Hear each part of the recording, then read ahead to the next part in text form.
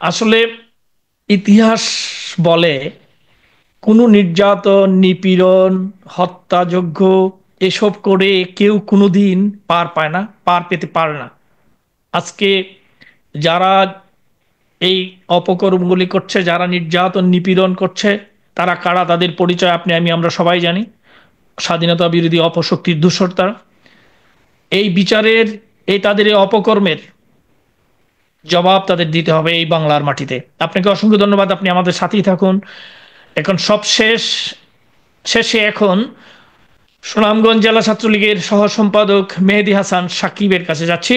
সাকিব, আপনি বলুন, সংক্ষিপ্তভাবে বলবেন, খুব অল্প সময়ের মধ্যে মূল কথায় আসুন আপনি। জি সাকিব সাহেব। শোনা যায় আমাকে ভাই?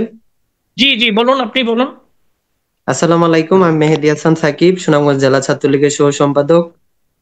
আমি শুরুতেই স্মরণ করছি আমাদের হাজার বছরের শ্রেষ্ঠ বাঙালি, বাঙালি জাতির জনক বঙ্গবন্ধু শেখ মুজিবুর রহমান সহ বঙ্গমাতা শেখ ফজিলাতুন্নেছা নেসা সহ 15ই আগস্টের এই নিহত ঘাতকের বুলেটে সকল শহীদ শেখ পরিবারের সকল শহীদ সহ যারা আত্মবরণ করেছেন সবার আত্মার মাগফিরাত কামনা করছি। বাংলাদেশের সবাই জানেন যে বর্তমান অবৈধ সরকার 5 আগস্টের পর থেকে আমাদের আওয়ামী লীগের নেতাকর্মীদের ওপর যে কি পরিমাণের নির্যাতন, হত্যা, হাজার হাজার নেতাকর্মী হত্যা করতেছে, তারপর হাজার হাজার মামলা এই পর্যন্ত আমাদের নামে বিভিন্নভাবে আমাদের গ্রেফতার করছে, আমাদের অসংখ্য নেতাকর্মীদের বিভিন্নভাবে হয়রানি করতেছে, মিথ্যা মামলা দিয়ে কোটি কোটি টাকা বাণিজ্য করতেছে। আপনারা অবশ্যই দেখেছেন আমাদের আমাদের সুনামগঞ্জে একটি মামলা হয়েছিল, 99 জনকে নাম উল্লেখ করে 200 জন মানুষকে অজ্ঞাত দিয়ে একটি মামলা করা হয়েছিল। সেই মামলাটা একদম মিথ্যা বানোয়াট। যাকে দিয়ে মামলা করিয়েছিল, যে মামলার মূল বাদী, সে নিজেই কয়েকবার এই মামলা হওয়ার পরে তাকে প্রথমে জামাত বিএনপির লোকজনরা অর্থের লোভ দেখিয়ে জোরপূর্বক ভাবে মামলা করিয়েছিল।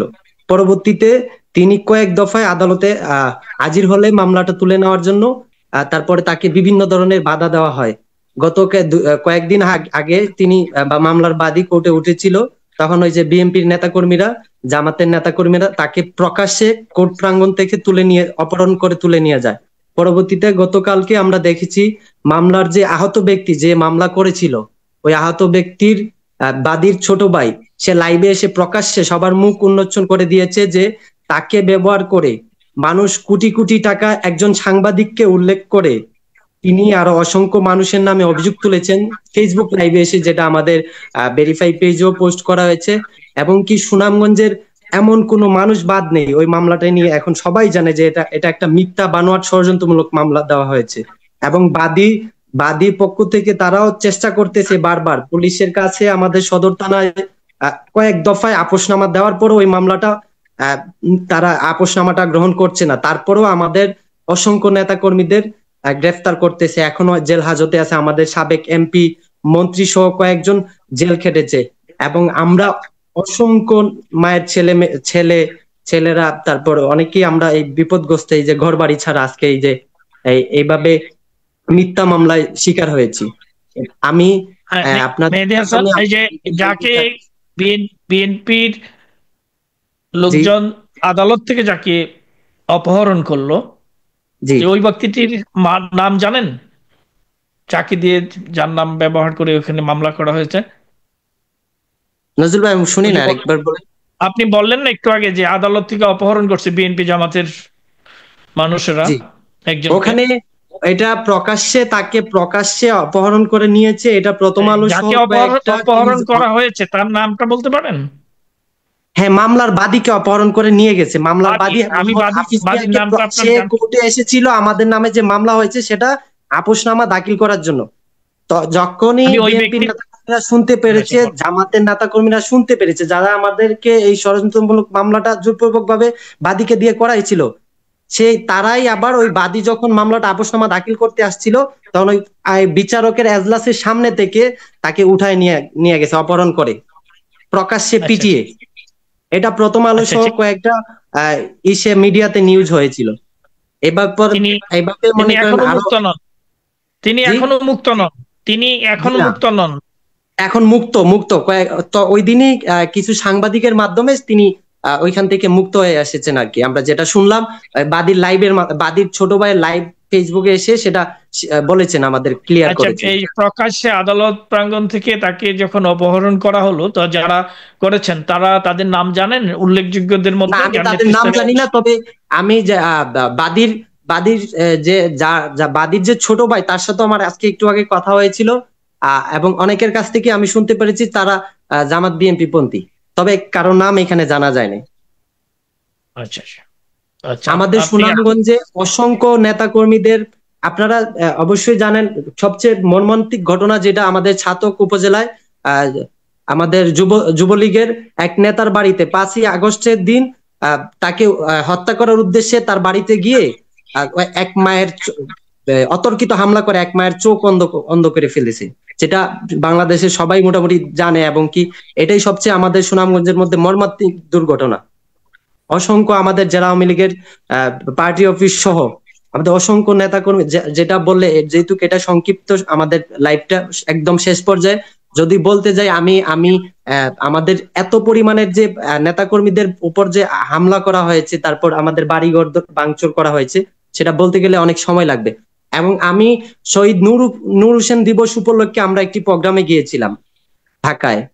সেই প্রোগ্রামে আমার সামনে আমরা একটা শান্তিপূর্ণভাবে আমরা কয়েকজন মানুষ আমাদের আবেগের সংগঠন বাংলাদেশ আওয়ামী লীগের যে নির্দেশনা ছিল সেই নির্দেশনা অনুযায়ী আমরা শান্তিপূর্ণভাবে একটা শহীদ নূর হোসেনের প্রতি শ্রদ্ধা জানাতে আমরা ফুল নিয়ে একটা সমাবেত হচ্ছিলাম। ঠিক তখনই জামাত বিএনপির কয়েকজন কয়েক শত লোক এসে আমাদের নারী নেত্রীদের উপর এমন অতর্কিতভাবে হামলা করেছিল যেটা বলার মতো না। আমি নিজে সেটা স্বচক্ষে দেখেছি, এবং কি আমি কোনোভাবে ওইখান থেকে বেঁচে আসেছি 6-9 বলে।